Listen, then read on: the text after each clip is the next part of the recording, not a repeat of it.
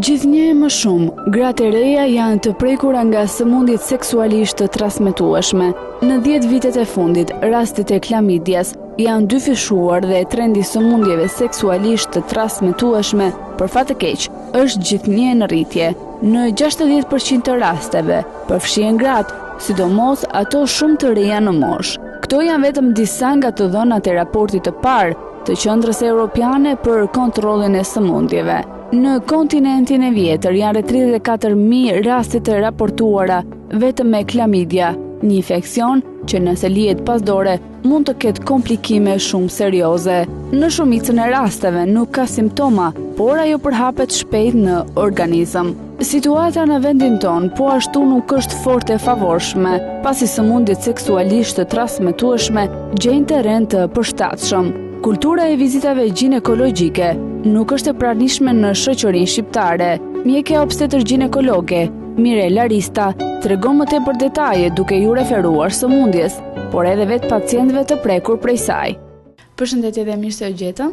Kësaj radhe do të flasim për një temë mjaft të prekur nga shoqëria shqiptare sepse do të flasim për sëmundjet seksualisht të transmetueshme.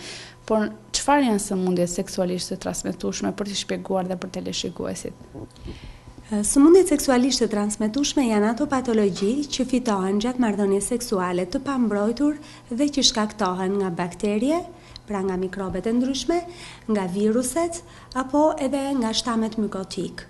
Këto patologji prekin në çiftin, prandaj quhen dhe të transmetueshme, kështu që detyrimisht edhe trajtimi ose mjekimi i tyre bëhet përsëri në çift.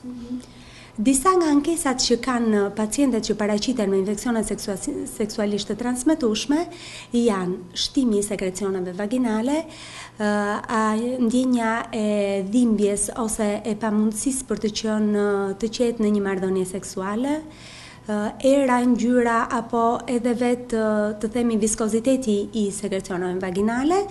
Ankesa këto që e bëjnë gruan të vetëdijshme që të drejtohet tek mjeku ginekolog për të sqaruar problemin që i është paraqitur. Nga momenti i pranimit në maternitet, pra në vizitën ginekologjike, të smurës i bëhet e qartë që ky është një infeksion që mbasi vlerësohet nga laboratori duhet të mjekohet në çift. Prandaj shumë herë në konsulta kërkojmë që të jenë të përbashkët me partnerin e tyre këto gra. Nga laboratori mikrobiologjik i maternitetit bëhet izolimi i shtamit që është shkaktari i sëmundjeve seksualisht të transmetueshme, që janë shumë herë të sferës infeksioneve, ku bëjmë pjesë Chlamydia trachomatis, bëjmë pjesë gonorea apo edhe sifilizi në më pak raste, se të thuash që është një nga mikrobet që tashmë është i dominuar dhe pak haset në marrëdhëniet ose të themi në strishon vaginale të pacientëve tona.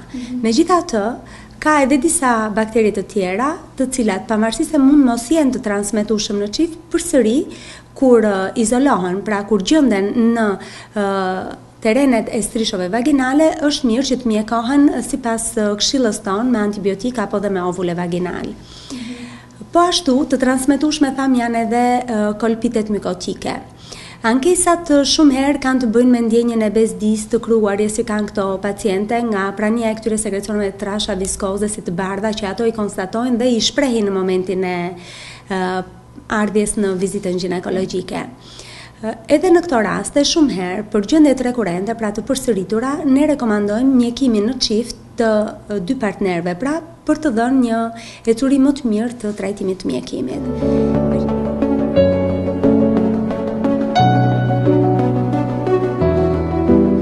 Megjithatë problematike për shëndetin dhe më vonë për të ardhmen nëse këto çifte kërkojnë shtatzani, janë infeksionet virale. Nga infeksionet virale veçohet herpes virus, veçohet human papilloma virus, po ashtu edhe viruse të tjerë siç mund të jenë edhe virusi i sidës apo i imunodeficiencës humane. Në më pak raste kuptohet. Patologjit virale janë patologji që prekin themi më rënd shëndetin e nënës, prandaj edhe serioziteti i trajtimit të tyre është më i madh. Na intereson që partnerët të jenë tash në korrent të këtij problemi dhe të trajtohen me antiviral të dy palët, pra si burri ashtu edhe gruaja. Megjithatë, në këto ditë, shumë herë janë edhe vajzat ato që ankohen për problemet ginekologjike dhe që vinë dhe konsultohen për shqetësimet e sekrecioneve vaginale. Në vajzat e reja insistojmë kryerjen e marrëdhënieve me prezervativ, pra marrëdhënieve të mbrojtura, me qëllim që në kuadrin e ndrimit të partnerëve që ato bëjnë për të vendosur një marrëdhënie fikse, të jenë të paktën të mbrojtura për shëndetin e tyre pikërisht nga transmetimi i këtyre sëmundjeve seksualisht të transmetueshme. I porositim jo vetëm këtë, por ju bëjmë të ditur edhe pasojat që ka prania e një infeksioni seksualisht të transmetueshëm për të dhënë më vonë probleme në pamundësinë e nisjes së një shtatzanie në momentin që ato do ta kërkojnë. Pra, janë faktori skand këto infeksione për infertilitet të mëvonshëm. Prandaj kërkojmë që të gjithë ato vajza, ato gra që kanë të tilla shqetësime të drejtohen dhe trajtohen mirë nga mjeku specialist që të parandalojnë këto të themi pasoja të mëvonshme të këtyre sëmundjeve. Në shumëllojshmërinë e sëmundjeve, infeksioneve, më mirë, këtë do të veçoni si më të rrezikshme, ndoshta herpes, ndoshta dhe HIV/AIDS, ka një përhapje për momentin? Tham që patologjitë virale janë patologji problematike, sepse virusi është ai që jo i vetëm, por edhe i mbivendosur me disa mikrobe të tjera, me disa infeksione të tjera, siç është klamidia, mund të rëndojë më shumë ecurinë e shëndetit të këtyre grave. Patologjitë virale janë patologji që duhen mjekuar me agent antiviral, që janë specifik, pra nuk është se vepron antibiotiku në trajtimin e këtyre viruseve, por janë disa agent, disa trajtime antivirale ata që janë rezultativ në trajtimin e viruseve si shtatju për shembull të herpes simplex virus. Megjithatë, sot për sot, nga momenti që prej disa vitesh në botë dhe 3-4 vjet në Shqipëri, qarkullon në farmaceutikën shqiptare dhe vaksina që mbron kundër virusit human të papilomës. Pra, kjo vaksin që quhet Cervarix rrit imunitetin ke vajzat dhe prandaj aplikohet më shumë në vajzat e reja me qëllim që ato kur të kontaktojnë të mos infektohen nga human papilloma virus.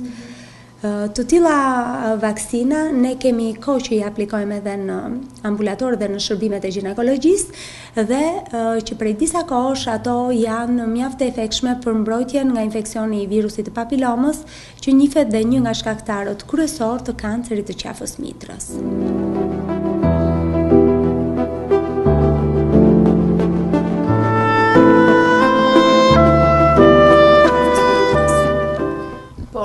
Mund të kurojnë plotësisht të lloj sëmundjesh, mund të jemi në një kur totale kundër tyre? Të themi përveç virusit human të imunodeficiencës që është virusi i AIDS-it, të tëra viruset e tjera të kapura në kohë trajtohen plotësisht dhe në qoftë se të themi pacientët trajtohen mirë nga mjeku, edhe pasojat që ato lënë janë pothuajse minimale ose nuk lënë pasoja për jetën e mëvonshme seksuale të këtyre femrave. Po, çfarë lloj ndërlikimesh mund të shfaqim me kalimin e kohës nëse kurimi nuk bëhet në momentet e duhura? Problemi lind atëherë kur këto vajza të reja kërkojnë të kenë një shtatzani, dhe shumë herë burimi i këtyre infeksioneve të patrajtuara mirë mund të jetë një, të themi, një bllokim i tubave te këto vajza, pra një pamundësi për kalimin e spermatozoidit dhe fekondimin e vezës në momentin e kërkimit të shtatzanisë, si po themi, nga këto vajza të reja. Pra një nga shkaktarët kryesor të infertilitetit, të pamundësisë për të nisur një shtatzani, janë infeksionet ginekologjike të patrajtuara mirë në kohën që ato janë shfaqur.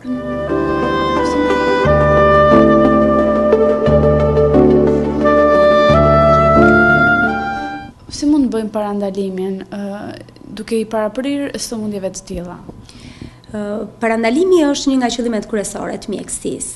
Prandaj dhe ne me forcë dhe përsërisim shumë herë që marrëdhëniet seksuale duhet të bëhen të mbrojtura, pra me prezervativ. Vetëm prezervativi është ai që të mbron nga transmetimi i infeksionit interseksual. Si i tillë, të gjitha vajzat e reja që janë në një lidhje jo fikse, patjetër duhet të kryejnë marrëdhënie të mbrojtura me prezervativ. Nga të dhënat e fundit nga Instituti i Shëndetit Publik tregohet se të rinjt, adoleshentët kryejnë marrëdhënie seksuale në një moshë fare të re. Ndoshta kjo është edhe një ndër shkaktarët kryesor le të themi që sëmundje seksualisht transmetueshme po ngjej ndoshta përhapje. Ju si mendoni, ju e shihni vetë vizitat që bëjnë të rinjt, do thotë është herët për këto të rinj që të kenë marrëdhënie seksuale por dhe më pas përballen me problematika të tilla? Sot vërtet që mosha e fillimit të marrëdhënies parë seksuale është më e vogël se sa ajo që ka qenë në vitet të shkuara. Pra edhe të rinj në moshën 18 vjeç, kur është mosha të themi e pjekurisë plot seksuale, para kësaj moshe kryen marrëdhënie seksuale. Këta të rinj më shumë se sa edhe të themi moshatarët e tyre 18-20 vjeçar janë të rrezikuar që të bëjnë probleme për shëndetin e tyre, sepse është akoma një organizëm i papjekur, të themi një organizëm i paformuar si duhet, i cili në marrëdhënie seksuale mund të jetë më i dobët, më fragjil për të prekur nga sëmundjet. Prandaj ne këshillojmë që marrëdhëniet të mos fillohen në moshë të vogël, dhe në qoftë se kryen të tilla, patjetër të jenë të mbrojtura me prezervativ. Sa rëndësishme është këshillimi me mjekun ginekolog dhe marrje e këshillave si praktik në jetën e përditshme? Nuk është bërë akoma një habitud, një zakon i mirë që vajzat apo edhe gratë e reja të vinë dhe të konsultohen rregullisht çdo 6 muaj ke ginekologu edhe pa pasur ankesa për jetën e tyre seksuale. E mira është që ne të rritim dhe të ndërgjegjësojmë të gjithë rinin tonë, që vizitat e rregullta çdo 6 muaj janë ato që parandalojnë shfaqjen e problemeve, ato që parandalojnë shfaqjen e sëmundjeve, duke konstatuar qoftë edhe në vizitat 6 muajore ndonjë sëmundje, themi ajo do jetë fare në fazë fillestare.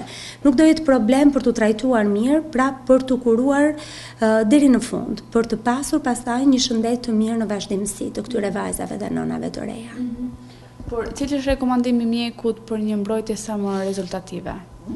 Rekomandimi mbetet ky që tham, kryerja e marrëdhënieve gjithmonë të mbrojtura, pra me prezervativ, dhe paraqitja për vizitë dhe konsult ginekologu sa herë që shfaqet ankesa apo shqetësimi në drejtim të sekrecioneve vaginale, në drejtim të dhimbjes që mund të kenë në marrëdhënie seksuale vajzat apo gratë gjatë marrëdhënieve të tyre. Po, kur vjen puna te grupmoshat, kë mund të përmendim si grupmoshat më të rrezikuara? Ose më me shumë probleme? Do thoya që mosha aktive është e gjitha e mundur që të ketë kontaktin me, të themi, me virusin, me mikrobet e ndryshme, të cilat japin shqetësime në rrugët vaginale apo në marrëdhëniet seksuale. Prandaj, sidomos vajzat që janë akoma në marrëdhënie jo fikse, në marrëdhënie të themi spontane, duhet ta mendojnë më mirë që të jenë të mbrojtura në këtë marrëdhënie dhe të paraqiten më shpejt në konsulta tek ginekologu në ankesën më të vogël që mund të shfaqet. Dhe së fundmi, 2 këshilla të fundit për gjithë ata që janë duke na ndjekur në këto momente. Që të kesh një shëndet të mirë seksual, duhet edhe të prekupohesh për të, pra ti bësh rregullisht kontrollet çdo 6 muaj te mjeku specialist. Dhe vetëm një konfirmim i shëndetit nga ana mjekësore tek specialisti është ai që duhet të lërë të qetë për të vazhduar gjithmonë një jetë të këndshme seksuale. Ju faleminderit. Ju mirëpresim.